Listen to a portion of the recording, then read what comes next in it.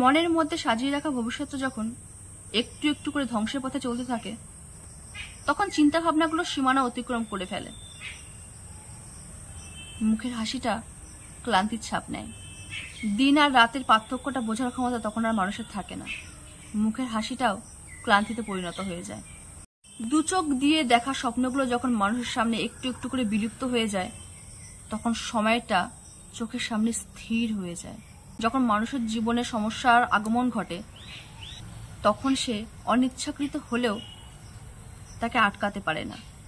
কারণ সমস্যা কারোর মহতাজ নয়, সে নিজের ইচ্ছে মতো আসে, আর তাকে জীবনে আসার রাস্তাগুলো আমরাই দেখাই। তিল তিল করে আবেগের যে স্বপ্নগুলো তখন যখন মরতে থাকে, তখন মানুষের কাছে জীবিত আর মৃত দুটোই সমান। মানুষ হয়ে যায় প্রেত।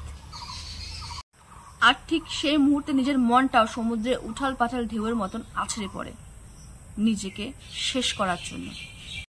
কিন্তু একটা কথা মনে রাখবেন, সেই সমুদ্রে উঠাল পাঠাল ঢেউ থেকে আপনাকে নিজেকেই উঠে আসতে হবে।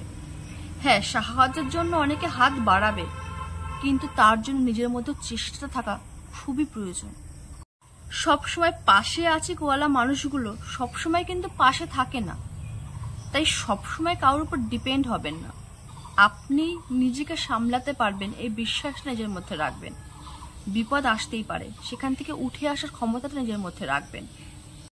নিজের ভবিষ্যৎটা সবসময় নিজেকেই গড়তে হয়, আর নিজের সমস্যার মোকাবেলাটা সবসময় নিজেকেই করতে হয়।